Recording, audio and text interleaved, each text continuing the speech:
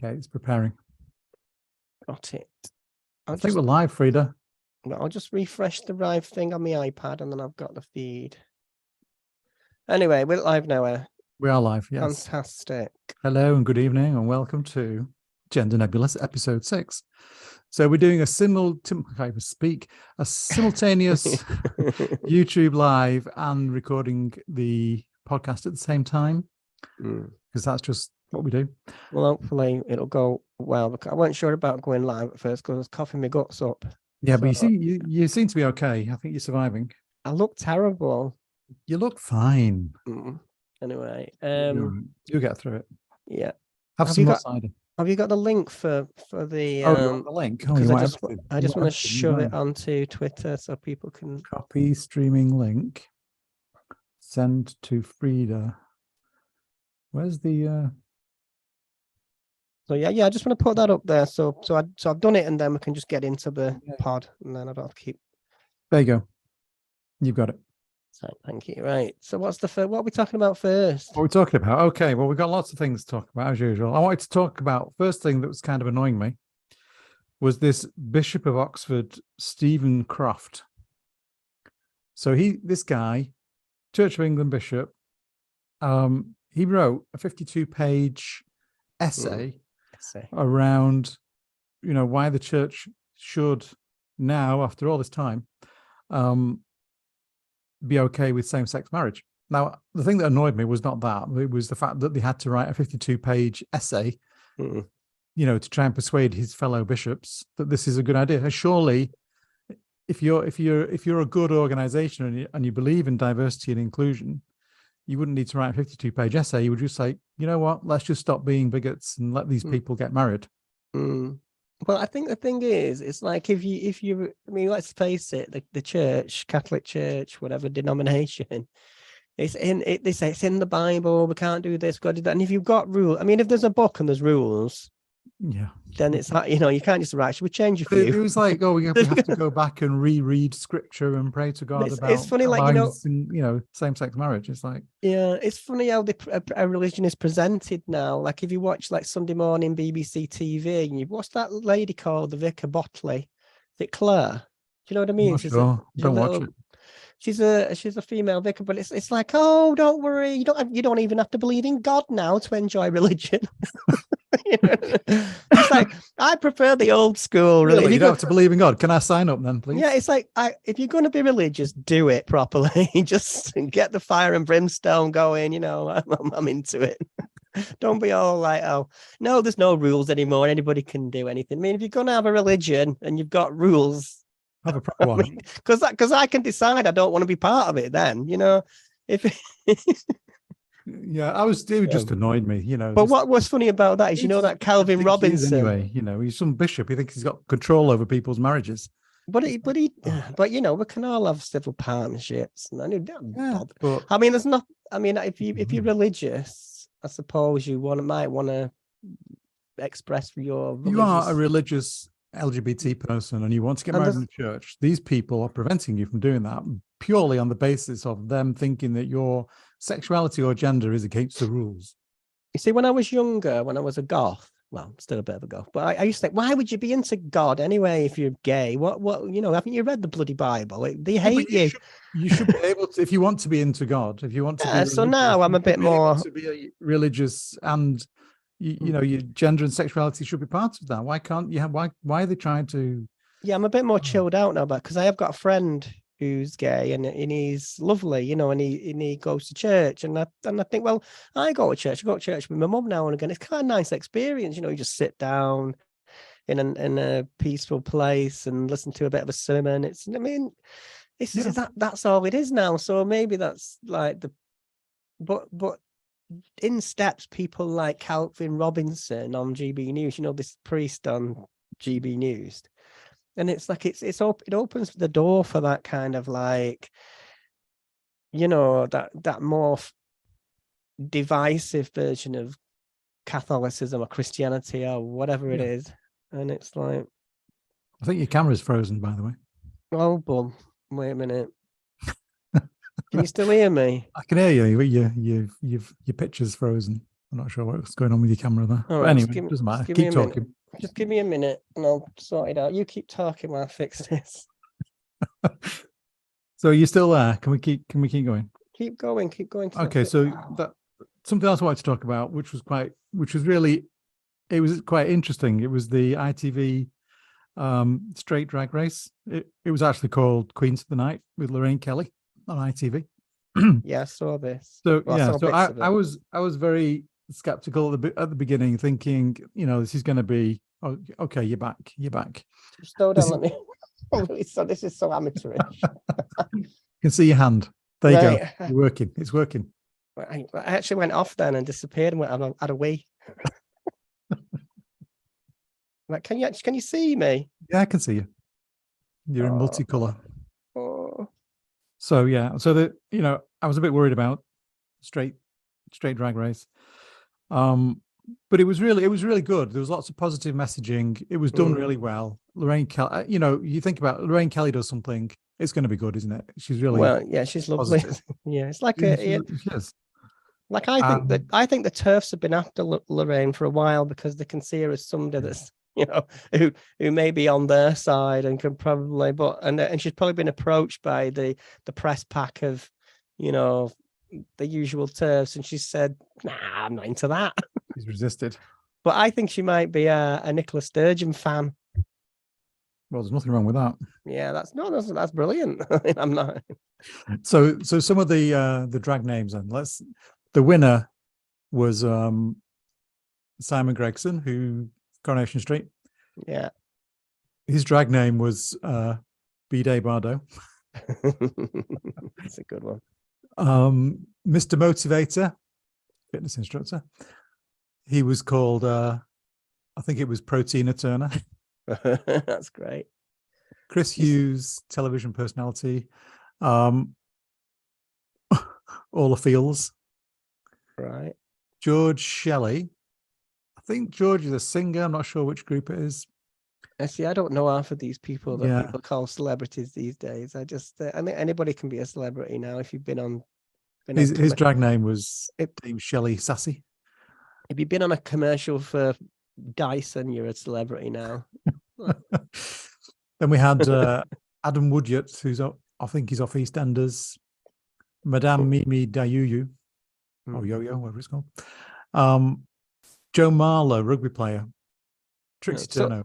So I didn't watch it all. So what was the kind of performances they did? Did they do like a song really mime? Did they do mime? Well, one was doing lip syncing, one was doing stand-up comedy. One, they were doing all the kind of standard things that drag acts do.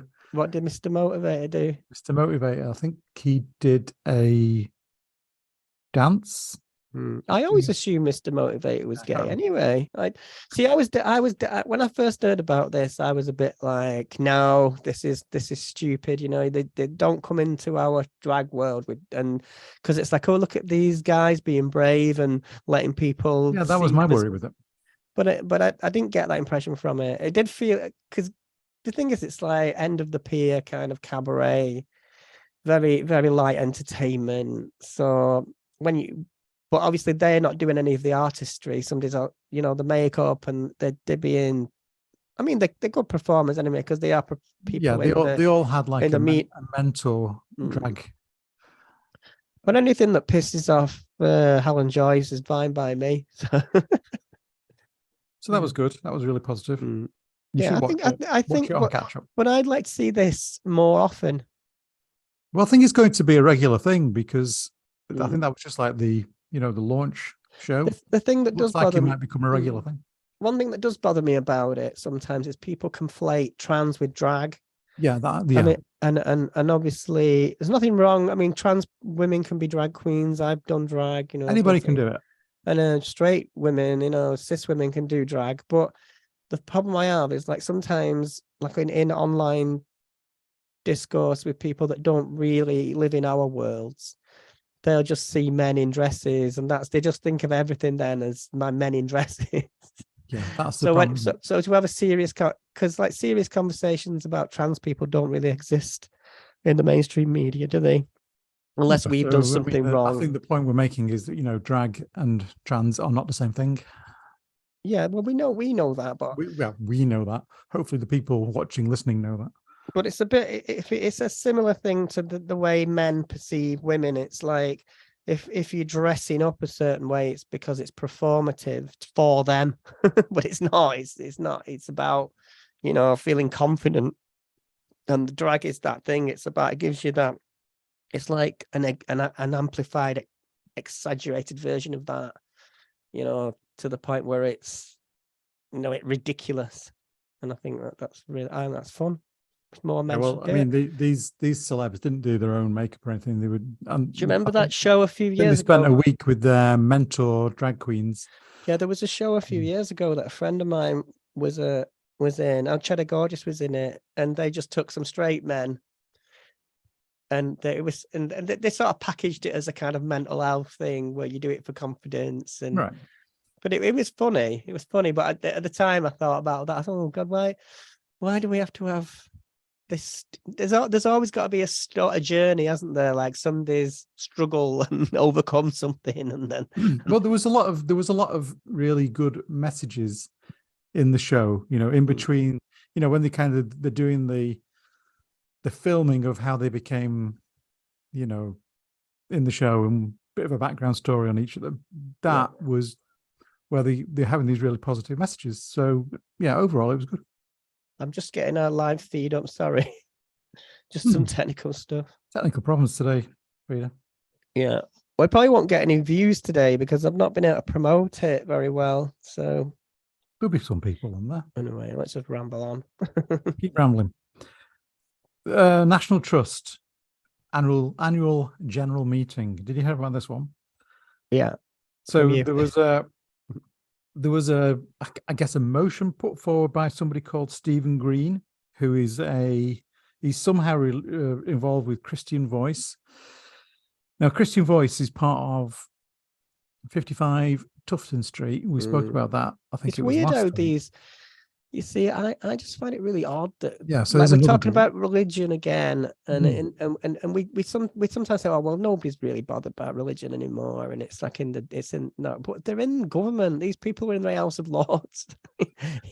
Well, I don't think Stephen Green is. I mean, he's not him, but he's, you know, Christian Voice is a far right group, and what they were trying to do was that they weren't happy about the National Trust spending money on what they term fashionable causes and woke issues, i.e., you know, participation in pride events, which was what National Trust do. Yeah. So they put forward this motion at the annual general meeting to try and, you know, stop National Trust from doing this, and it got voted down.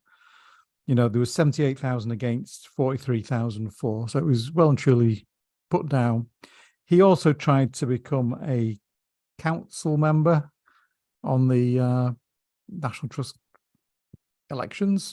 Right. I think to win, you need something around like 70,000 votes, and he got 26,000. So I think there was him and 6 other people from the same organization all trying to get on there. Right. It was all knocked back. So, you know, National Trust is still diverse and inclusive organization, which is great. I mean, I'm not sure when they say they're involved in Pride and stuff like that. Does that mean that the National Trust have a float at Pride? I don't know. But maybe they pay. Maybe they're just kind of involved as an organization. They have a float for their employees or something. I don't know. I don't really know. I can see, like, from a marketing point of view, that might work for them because they've got a lot of older people that are probably very conservative who, you know, go visiting old mansions on a Sunday, and they probably have messages going, "Oh, we don't like, we don't want to see rainbow flags on castles.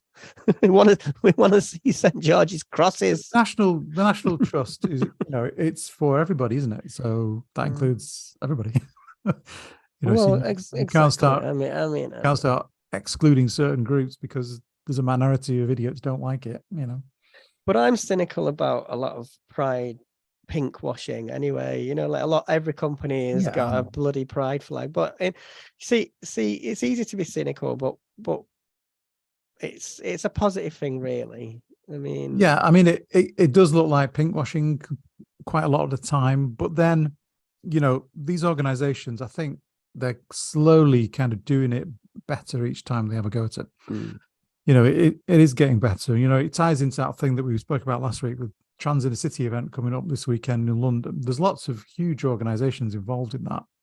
You could probably accuse some of those a bit of pink washing now and again, but I just at don't least understand. they're trying, they're being involved, and they're doing it for their employees. So it's all about, But when I think about National Trust, I'm just thinking, what the hell are they going to do for Pride anyway? What are they going to do? Like have a big gay rave in Chatsworth House? Couldn't turn up in rubber. That's a good I idea. mean, that'd be a fantastic idea. But I don't. I think the only thing it's going to amount to for them is just putting a flag up or on a castle or doing something actual. Give me a free yearly membership to the trust, and buy yourself a rainbow tea towel next time you're in the National Trust shop. How about that? I love visiting castles. What's annoying is you get somewhere and it's like, oh, it's free to visit, and then it's £10 an hour to park your car. You want everything, don't you? It's like, well, I just, yeah, all good, modern contemporary companies now have something for Pride, don't they? Yeah, I mean, including yours and including mine. So, I think with Pride, like this year, Prides were really good because after Corona, after people couldn't go out properly for a while, I think this was the first year that people have got back into that. Yeah, I'm not very keen on the commercialization of Prides. It's where there's lots of kind of. Well, there's always you have to pay to go in the march. You have to pay for everything. I'm not really into that. Manchester's my kind of Pride is more the ones that are kind of like a protest still. Manchester's had that problem for a while, and there's a group called Reclaim Pride in Manchester, and what they want really is it's just because it's so much council led now, and it's sponsored by some quite big corporate, and it's not filtering down to the communities, that help like the LGBT Foundation are not really seeing much of that money, and that's the problem. So there's going to be money made. It's going to be. I mean, you've got huge stars coming in, performing in fields and charging extortionate amounts of money to go see them. Yeah, under the guise of being a Pride event, and the stars are not, they're not LGBT. It's quite funny, Pride, because they're there for the financing, aren't they? This is why I preferred Sparkle Trans Pride, because it's got it just has a much more inclusive vibe to me. Because when I've been out at Prides, it was all free as well. Paid to get in, paid £100 nearly for a band for a weekend, and then you're just surrounded by loads of girls that are on hen parties. It's like those young teenage girls that are just there, getting completely leathered. Nothing wrong with that. Just saying, it's not really. It's you have to be more aware of yourself when you're at somewhere like that, because I know there's a lot of petty crime going on the streets, and it's a bit of a hotbed for, people coming in, undesirables, I call them. Undesirables. I think we need to get Ginny Lemon and Cheddar Gorgeous involved with the National Trust. Yeah, we don't want those undesirables, do we? So Posey Parker. Oh God, again. Not her again. I don't understand. Why does this woman have two names? She's called. Well, she's got many. She goes by Kelly J. Keane, also known as Posey Parker. Do you know the history of that? What was that about? I don't know. She started, I think, a YouTube channel was called Posey Parker. She had a Twitter. Because she's a nosy Parker. Or... there's an actress called Parker Posey, so I'm guessing that's where she lifted that from. But anyway, whatever. Well, I mean, the story is the ongoing tour of the US, which has gone terrible for her, even though that everybody is supposed to try to hide that fact. This week she was in Miami, and apparently not many people showed up. There was what I saw online was there was more signs than people at the event, but there was somebody from Proud Boys, Chris Barcenas, I think he's called. He was involved in the 6th of January insurrection, storming of Congress, was it? So he was there speaking. So, she's aligning herself with these kind of Proud Boy far-right people. while she's doing this tour, which Well, is I that's don't. really disturbing to me. It's like, are those the only people that she can get interested in what she's trying to do? I mean, that's a really kind of dark place to go. The thing is, the people that support her were saying she doesn't have any control over who turns up at her rallies. Okay, but then why she stood next to them taking photos and and then they claim she didn't know who he was. Now I don't know, I've not been able to find out whether she did know who he was or anything like that. But I think if those kind of people are turning up at your party, how did they know it was going on? They know what the deal is. They know what you're there for. They know you. If I turn up, are they going to give me a microphone? I don't think so. And these people, it's like I said, like in American politics, and it's slightly the same here, but I think it's more true in America that there are right wingers that have discovered they can use this as a recruiting arm for women. It's a way that they can get, support for women for the far right causes and conservatism, ultra conservatism.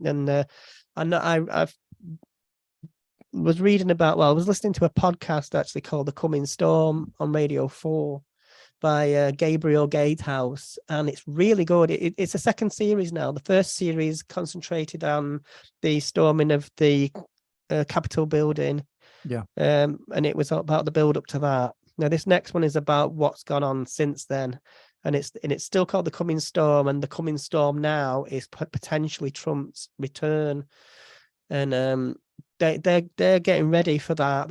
And people like Kelly J. Keane are just a useful pawn in that world for them, because they can. She's somebody that can stand on a podium and speak as if she's speaking for women, like as if she's not a feminist, but she uses the language of feminism, like let women speak. It's like nobody's stopping you speaking, and if you wanted to speak, why would you? Why are you wasting your words singling out 2% of the population that you've decided to hate?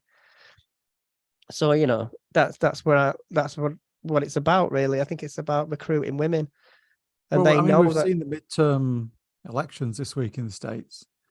Not gone very well for Trump at all. I think all his candidates lost. Well, I haven't got an update yet. I know it was a bit. Well, I think it was bad for Trump and Trump supporters, because most of those Republicans have been eliminated. But in terms of who's won, I think, it's still very much on the bit of a knife edge at the moment. Well, we're looking at Florida, aren't we? Because Florida. DeSantis, is it DeSantos or DeSanta Claus?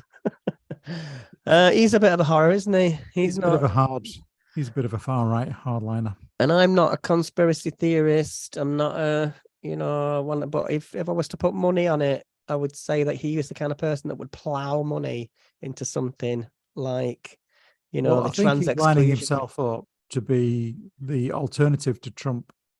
I think that's where he's going. Well, he's not really. He believes the same stuff, He's not. Do you mean alternative in the sense of? Well, he's like the upcoming star within the Republican Party.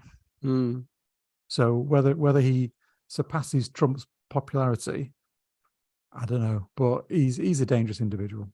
Yeah, but we can. I mean, I don't know. I mean, I think from what I can tell, is he religious? Is he one of these? Not sure. Don't know. They probably all are. I think he thinks that he's God. So if that's, right. Well, I keep my eye on that one. Keep your eye on him. Yeah. But it's like people people are starting to realize now. I mean, not enough people, but when as trans women, as trans people, we are noticing things. Because the first thing we look is, right, do they support trans rights? And it's not. And I'm not saying. What's your position on trans rights? I'm not saying that if somebody doesn't have an opinion, then they must be bad. I'm saying if they've definitely got an opinion, and that definite opinion is that we're not women, or if you have no opinion or you have a good opinion, that's fine. If you have a bad opinion, then I've got a problem with you. But this is also the thing with, like, look at the record on race and look at the record on, other kinds of discrimination, and it all adds up to, we know it's not that this is new. It's just that when you come, I think, especially for me, I was ignorant to a lot of shit, that goes on in politics. But when I started to see it happening to me, which is kind of, I'm ashamed of that in a way, but I didn't notice until things infected me directly. And I think that's true of a lot of people. So infected you or affected you? Affected. I'm infected. I've got a sore throat. You've been infected. I've been infected with this bullshit from bloody right-wing America. Yeah. But I used to live over there. I'm really happy that I no longer live in Florida because of this guy. It's oh God. Well, you've got to think about how would you survive there now if you're a foreigner and you're trans? I mean, there's just no hope in that state at all. If you're a Native American, well, they've already took away any chance of any young people under the age of 18. Yeah, they'll be leaving Florida. They'll be going to California. And that's why you see these statistics where it'll show, a spike in, people in certain areas. You remember that Bill Maher thing where he showed a graph and it showed you where people are more likely to be out as trans. And it's like, yeah, because they've run away from fucking Burp Nowhere, Tennessee. Exactly. Where they're going to get lynched. I mean, it's not funny, but it's like they don't. This is it. Like, if I lived in America, I'd make sure that I at least could afford to live somewhere that I wasn't going to get. I mean, first of all, you have to pick a state where you know that they're good with women's rights, LGBT rights. So I'd say you're looking at the West Coast basically and Northeast US. The rest of it, apart from the odd state here and there, is pretty much all Republican rednecks. Yeah. I mean, in terms of this country, I mean, people say, oh, well, don't worry about American politics. It's different to over here, but we're directly linked to what they do. And if you look at Tufton Street and if you look at the lobbying and those creeping Christian fundamentalists that are affecting policy here, that's a very American style. It is. And I think Gove is one of them. He's if you look at his record, he's a student of American politics. Well, Rishi used to live there, didn't he? Yeah. And Boris previously was an American citizen. His dad is American, isn't he? Well, he's not American, but he's American's worker. What was it he used to do? I was trying to think then. What was Boris Johnson's father's job? I don't know. Nobody knows. Being a posh bastard. Anyway, sorry, I'll keep coughing. How are you doing? Are you surviving? Okay. My throat's really sore. I'm going to have some cider. I think something else we were going to talk about was the mermaids LGBT case that's going through the Charity Commission tribunal thing. Yeah, I mean, I've not had a proper look at. Has it finished now? Is it still ongoing? Well, it was on for 2 days this week. I think it's all finished for now, but the outcome we're not going to hear for a few weeks, I would think. It's always awful, isn't it? Because you have these cases, like whenever there's a case like this, we're all watching and we're all bated breath and we think, right, what next? And then it's like, oh, you have to wait 5 months now. Yeah, a couple of months. And then there's another one in the meantime. But the thing about, the only thing that needs to happen, but this isn't a case between mermaids and LGBT. No, mermaids brought the case with the help of Joe Law Project. What's he called? Joe Morn? I can't remember pronounce his name. The guy from Good Law Project, yeah. so they, I think they're the legal team for mermaids. I think that's how it's set up. But this was mermaids brought this case against LGBA because they don't believe that they should qualify to be a charity, based on the fact that they don't meet the requirements of a charity.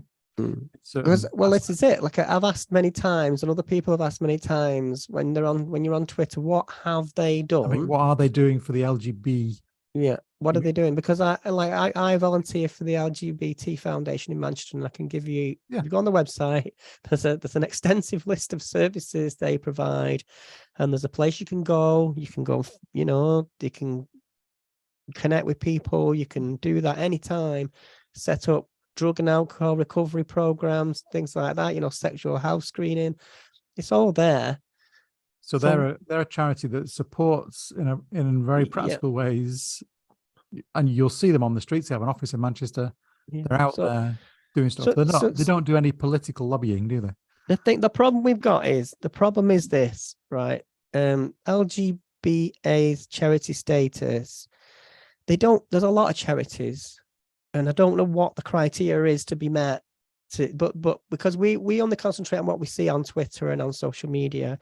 Now, a charity, say you were a cats protection charity or something like that, and you decide to go on Twitter and say, I hate cats, then, and then loads of people complain. Well, the Charity Commission won't necessarily look at Twitter and go, why did you say that about cats? They don't care. It's Twitter. So it could honestly work like that, where the Charity Commission will say, well, we don't want to see Twitter. We don't care who you hate on Twitter. Honestly, that's seriously how it could go. Well, they need to look at what I'm predicting. What are you actually doing, and what how does that make you a charity? But what I'm saying is, what's my prediction is this, and it's going to be, and it's going to be one of them things where it's about perception. So the Charity Commission will say, look, all right, okay, you're not doing much, are you? And give them a slap on the wrist and say, look, you've got 12 months to improve. And then people like Robbie Travers and his little collection turfs are going to be popping corks, thinking, yeah, we won everything. No, you didn't win anything. The problem with the Charity Commission nobody is winning anything. Yeah, but the problem with the Charity Commission is that they were the ones that gave LGBA the right to become a charity. So they've got some skin in the game, because if they turn around now and say, well, yeah, we shouldn't have done that, it kind of looks bad on them for having allowed it to happen in the first place. Yeah. So they're probably going to be defending LGBA. I think that's what's been happening with the lawyers. But the whole thing has been kind of twisted and turned into, we're looking at what mermaids do. Well, it's not about mermaids; it's about LGBA and what they do. I mean, they've twisted it to try and attack mermaids and attack Stonewall. Yeah, well, all the chat about this is rested on what's been happening with mermaids in the last few months, which is bloody horrible. Let's face it. Yeah, I mean, it's not been perfect, has it? There's no getting away from that. That what happened with the this actual what's going on is nothing to do with mermaids as such. It's to see if LGBA should be a charity based on what it does. Yeah. If they want to bring a case against mermaids, let them. Yeah, and there will be an investigation into that. I'm pretty sure, but that's fine. And mermaids don't have any complaints from their service users, as far as exactly. We talked about. There's anybody in the LGBT community who actually supports LGBA. Very, very few. I mean, you've seen the photograph from their recent conference. They're all over 80. Well, when I went into the chat, the chat space, I went into a chat space which was, GC TERF talking about the LGBA and, this case. If you just take a cross section of everybody who is supportive of that group, and that they're all anti-trans, that is the thing they have in common. But they try and say that they're not. But they are. they'll say that they're gender critical because they want to defend the rights of women to have their own space. So let's talk about that. But we know that's not it. We know that if they wanted that, they would stop these moralistic arguments, and they'd understand the logic, the logical flaws in those arguments, which are explained to them on a daily basis. Let's talk about the chat rooms that we were in this week, you and I. We were both in a chat room that was organised or hosted by Robbie Travers. Yeah. Now, I don't know much about Robbie. I've never heard of him before. He came to the media. I first saw him because he started. I think he appeared on talk radio and things like that. He's a bit of a right wing. I think he saw himself as a bit of a Milo Yiannopoulos kind of commentator. Yeah, he comes across as a bit of a cult leader. And listening to him. he's all right. I think he's quite funny. He's a good speaker. You know, I don't agree with what he says, but I think he can hold his own. You know, and Well, I think I mean, I was on background is in we were on law. Twitter So, space, weren't we? Looking yeah. at this, and there was two sessions, and they were about 2 hours long each. Really, kind of try and focus on that stuff. It was hard, but excuse me. whenever he was talking, it kind of came across like he was making it up as he was going along, and he was trying to, you know, whatever people said, especially when you spoke, he kind of took those words and was twisting it into some other kind of meaning. And you know, it's like, how on earth do you go from what Freda just said to what you just said? I mean, it just makes no sense. Well, you know, it's like, I don't know if it's kind of like a gaslighting, but he's doing it for his audience. So there's probably 100 people. Oh yeah. He's doing it for those people. It's like it felt like it was like a little cult meeting, and you got all these people going, "Oh, Robbie." Yeah, you know, yeah. it was a bit weird. The thing is, I'm aware when I go into a space like that I am kind of a lone voice. There might be some other trans people lurking around, like you, Victoria.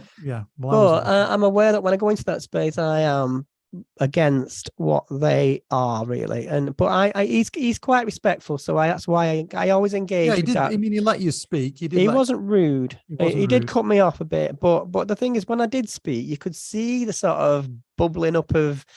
You could feel the tension in the other people because I wasn't saying anything, shouting and sending messages, and I wasn't angry. I just said, look, what you know, get the major turfs. None of them are lesbians. You know, they don't care. Not on the, like I said before, the thing they have in common is they have a problem with trans people. That, I mean, just be honest about that. Don't wrap it up in feminism. Don't wrap it up in women's rights and trying to, you know, protect these single sex spaces. Don't, because you're never gonna, you know, that is not the thrust of what they want. What they want to create a moral panic, and they like the moral panic because it's lucrative. You know, there are people on that forum in that group who've got their own little grifts going on. They've got their own little GoFundMe's, and they're all part of that. And that's what it's about. It's that they've created an ecosystem where they can make money, and that's what Robbie Travels is complicit in that, and that is all. There was one woman in there.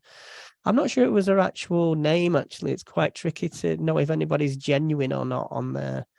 And she messaged me, just see if I can find her name, because I did message her because I was interested in something she said. I don't think I'll find it. Oh God!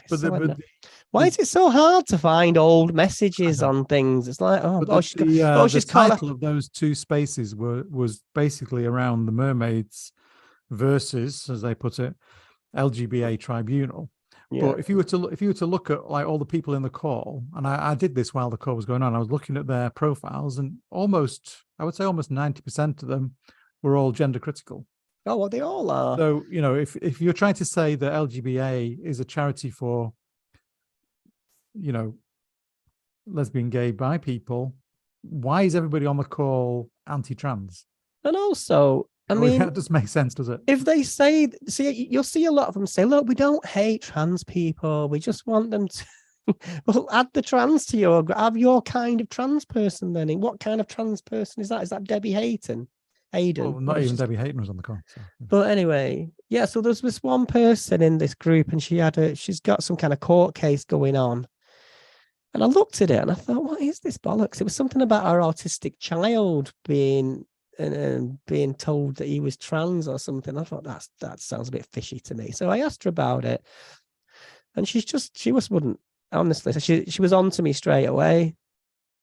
You know, about because maybe it's not real, maybe it's made up. I don't know. I don't know who you're talking about.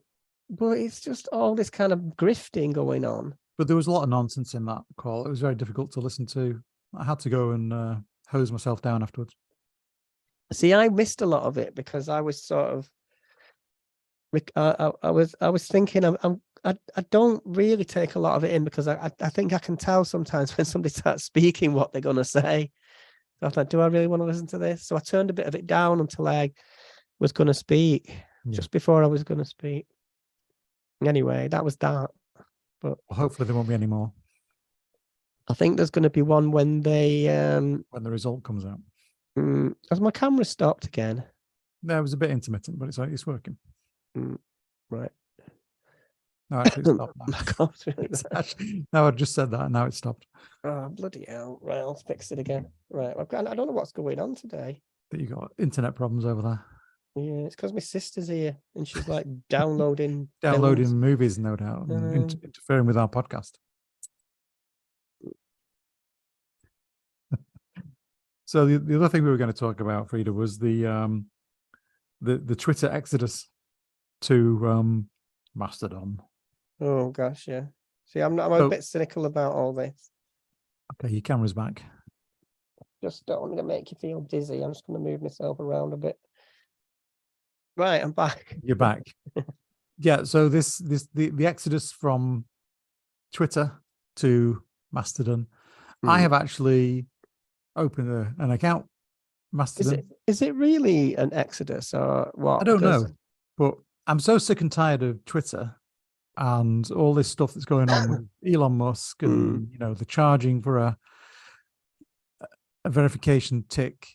We're now in a situation where there's two blue ticks. There's one blue tick if you're paying £8 a month, and there's the other blue tick if you're like the previous verification system, which is like this person is a real person and it is this person. You see, I used to advocate a genuine account. Now it's difficult to tell whether an account is genuine or it's an account that's paying £8 a month to fake being genuine. I'm sure there's a way of telling which is which, but there's that that's going on, and he's sacked.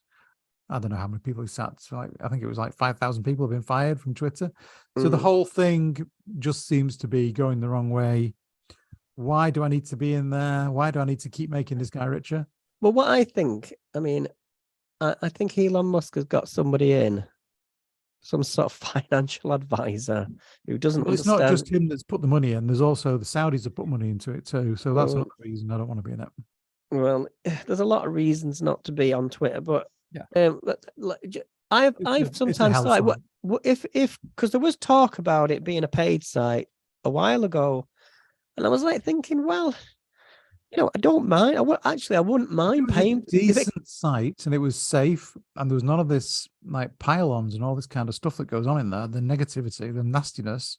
If it was well regulated and there was decent, kind of rules around what you can and can't post, and people enforced it, well, maybe I'd pay for it. But in its current state, it's just not worth it. I think you're gonna see the thing I notice is there's quite a lot of porn creators, porn content creators that have been worried because if you start doing a paid thing, then people have more say on what is also on that. So they're worried that they might get censored now.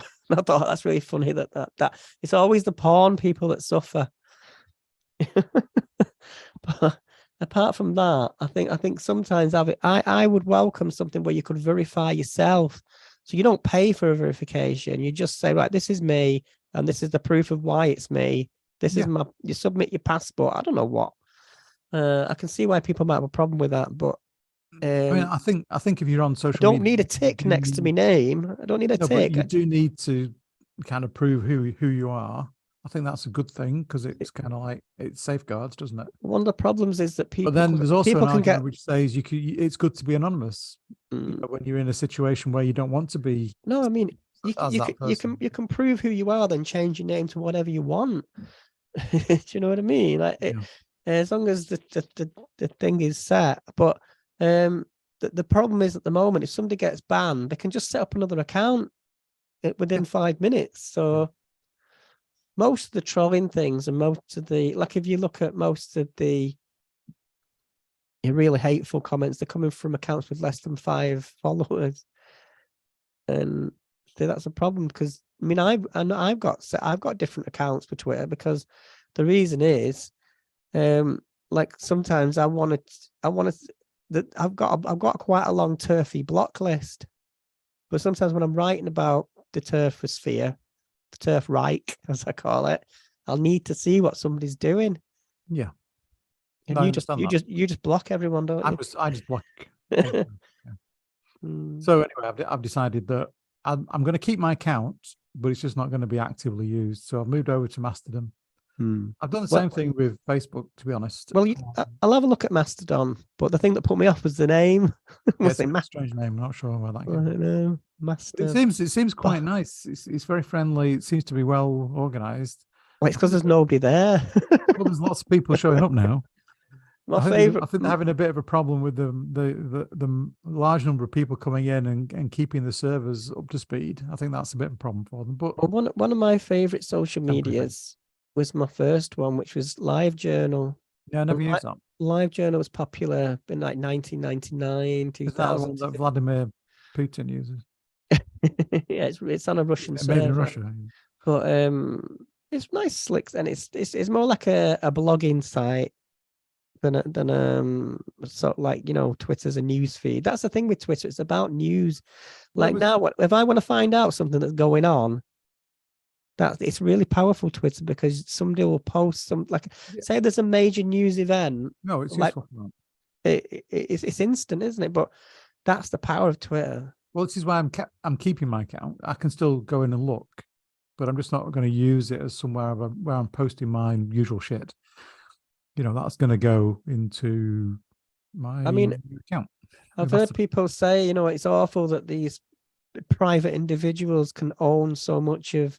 It's like, what do you want the government to own it? Do you want the government to decide what's on Twitter? You know, I don't know why. I mean, why did he buy it? It's like it's ego, isn't it? It's everything's about ego with Elon Musk. He just bought himself a massive problem, and now he's trying to destroy it. Like when I first heard about Elon Musk, I was kind of fascinated and interested, and I thought he was an interesting guy because of his rocket, because of his electric rockets, his car. It's. The thing is, though, is this kind of idea of an entrepreneur. It's not the same as it was in the Victorian era. It's like in the the guys that made money from building steam engines and they used to build libraries and parks and things for the people. What are these guys doing? He's got a spare 44 billion. They're buying Twitter and go and buy Twitter. I mean, that's kind of insane money, isn't it? Yeah. He's destroying Twitter in the process now.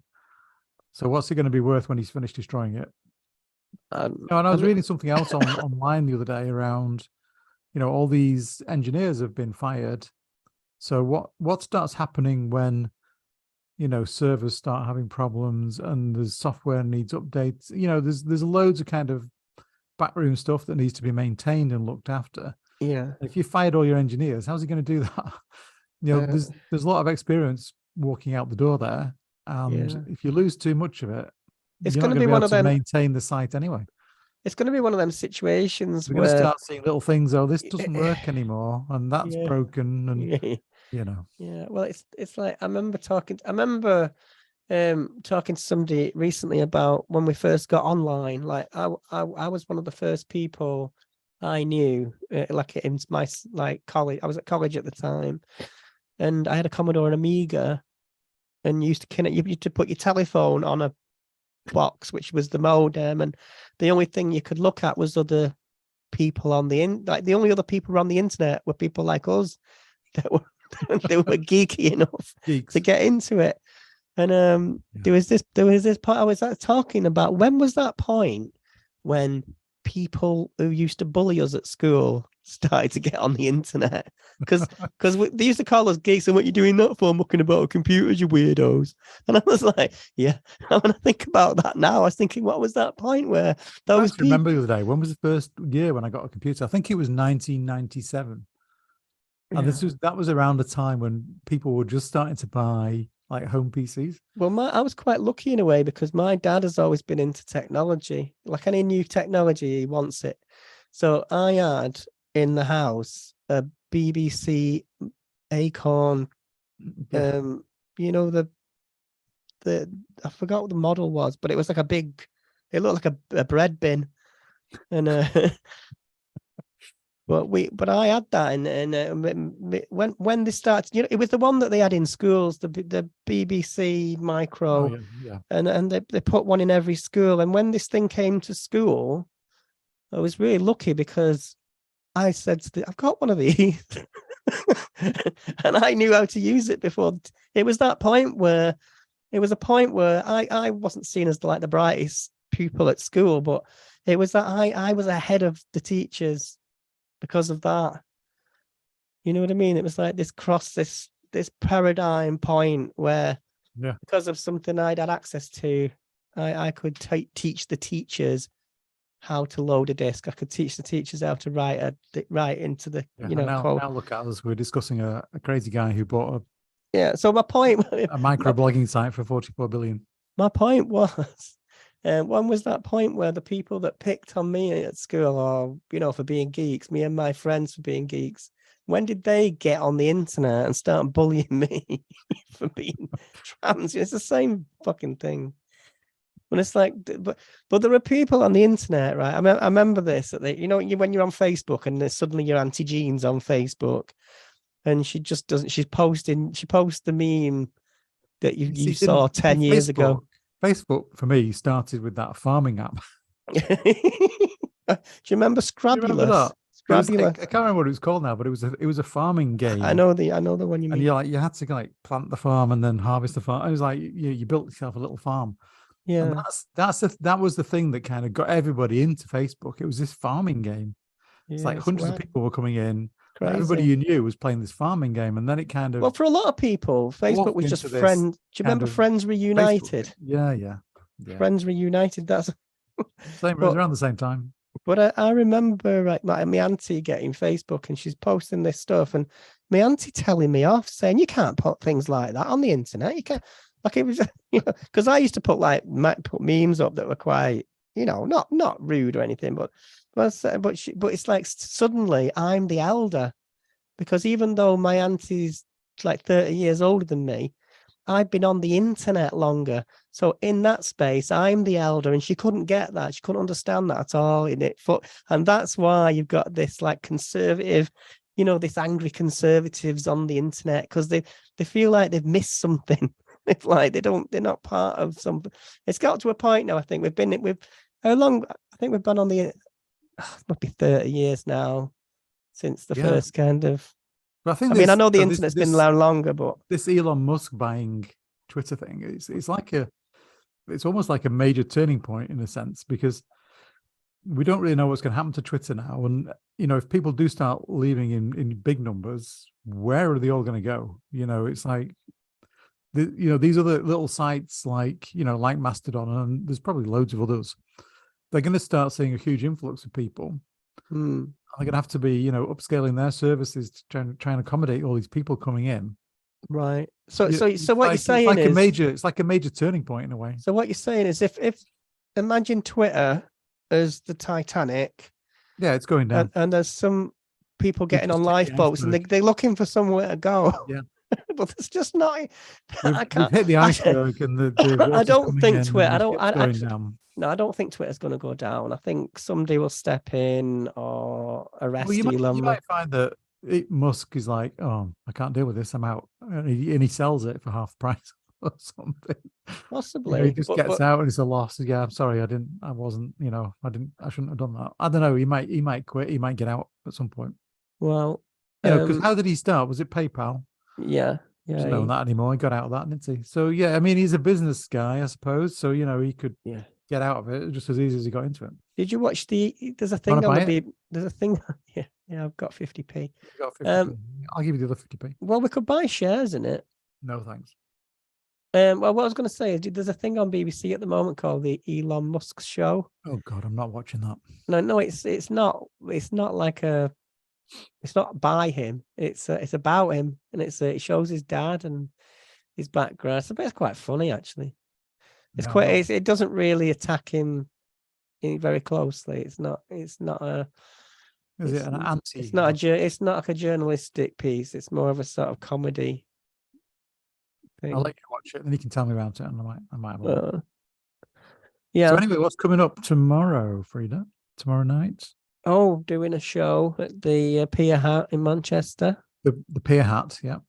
That's in the Northern Quarter. I'm doing maybe spoken word, but what's it called, this one?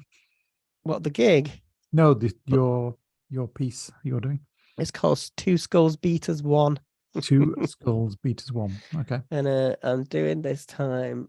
It's I've written a series of things called Art at the End of History, and it's part of that. And it's about industrial landscapes and what I call industrial psychedelia.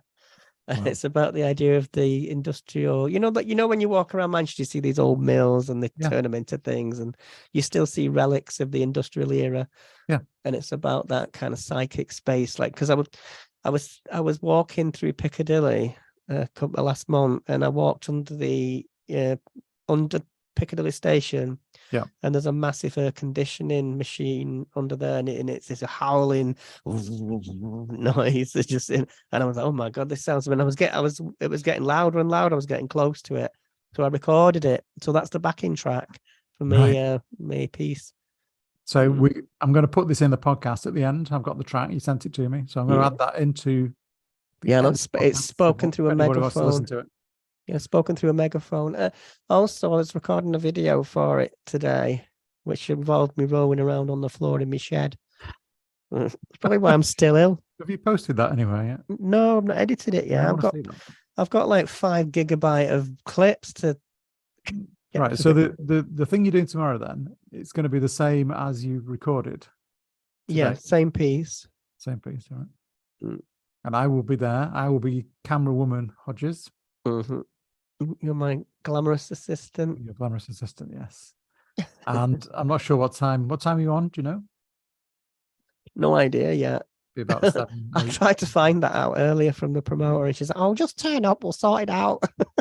So it's like first there, first. But it's not. It's a bit more like my last one at the Feel Good Club. That was a very, sedate. Nice, but laid back. This is much more intense kind of noise. This place we're going to, is it? What is it? Extreme metal. What kind of place is it? Like, do I need to bring security guards?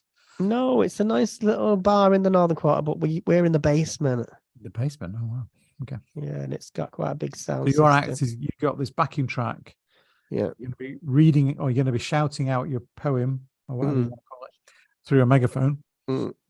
Yeah. So it's. Are you going to be wearing the white dress? No. I don't know. Wear something unusual. Is there going to be smoke?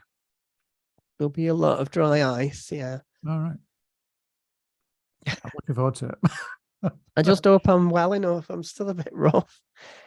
But yeah. Fab. But yeah, this will probably be like it's something I've wanted to do for a while, like this with like extreme metal bands, and because I think that's kind of one of the worlds that I live in. And yeah, so to do like a spoken word related, is it? It's just like your art. No, it's not. What do you mean? The actual content of the piece? Well, my other piece is that I've done like transgender, lesbian, sperm producing female.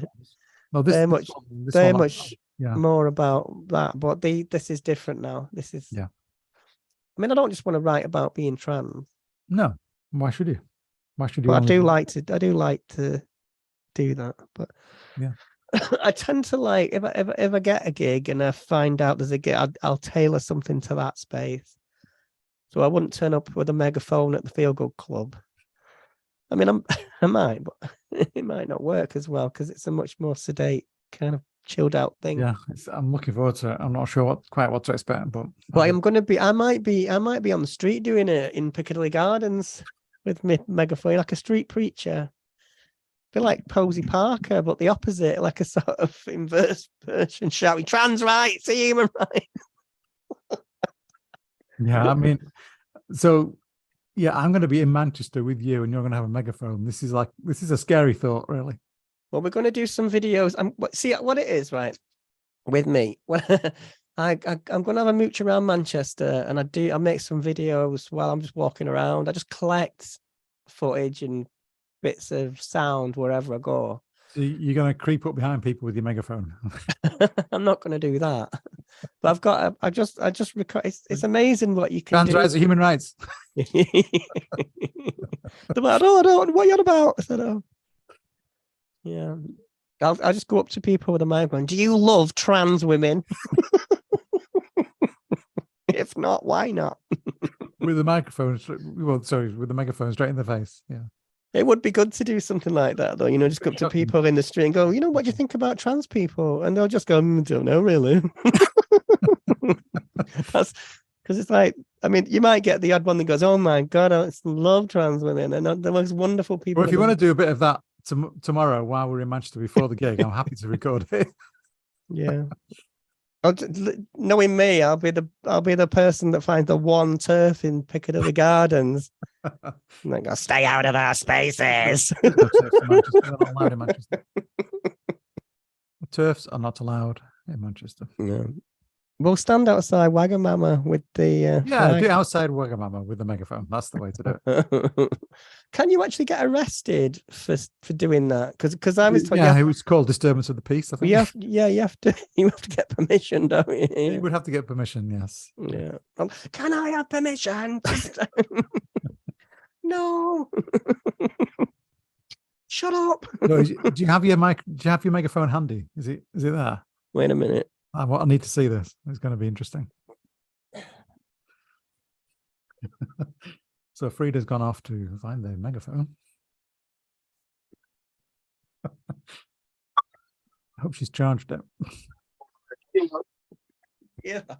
I don't. Oh, oh my God! Look at that thing. Is it working? Have you charged it up? 1, 2, 1, 2. It's not working at the moment. You have to switch it on. For a second. Switch it on, you know. Wait. Anyway. You put the batteries in. Let me just put my headphone back in a minute. Did you get a blast of that? I don't think it worked very well. No, I didn't hear anything. Have you put the batteries in? The battery's in. Right. You need to switch it on. You know. 1, 1, 2, 1, No, 2. not working. 1, 2. I don't know what's happened. I think I knocked the battery out. Oh, it was not. It's not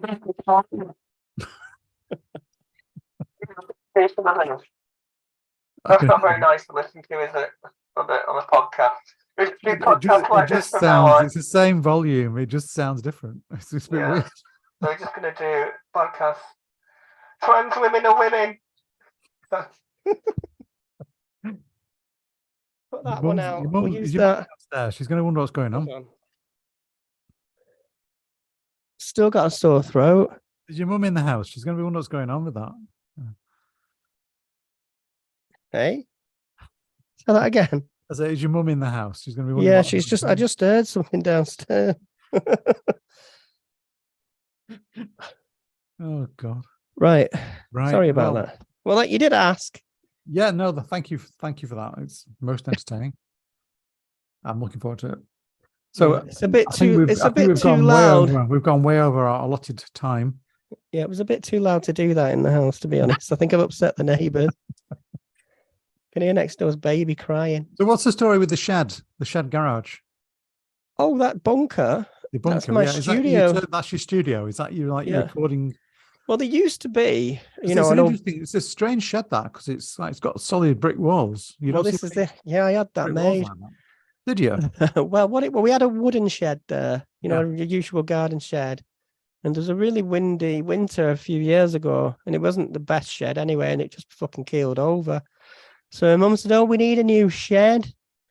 So you built one. So a friend of mine who is a builder was doing something nearby. And he says, I'm going to have a load of breeze box left.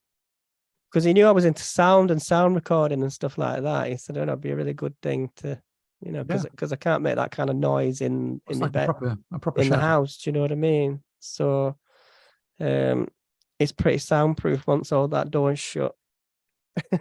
So you've called it the bunker. Yeah, it's a concrete. Soundproof. It's breeze blocks with a concrete floor. And yeah. So it's not in the house, which keeps your mum happy. Yeah. Hopefully the neighbours can't hear it because it's semi-soundproof.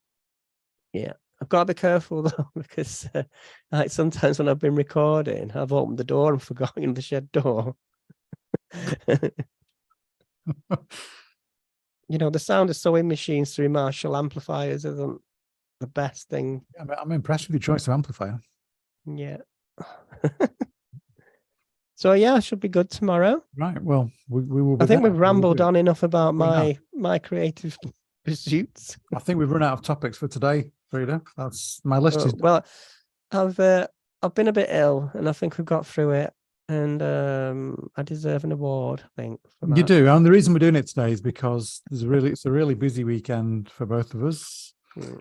I'm going to a party. Yeah, normally we'd do tomorrow. Sunday, wouldn't we? Normally it's Sunday, but I'm going to a birthday party, 50th birthday party tomorrow for my sister-in-law. Oh. Can't remember what I'm doing on Saturday, but you're working, aren't you, this weekend, I think?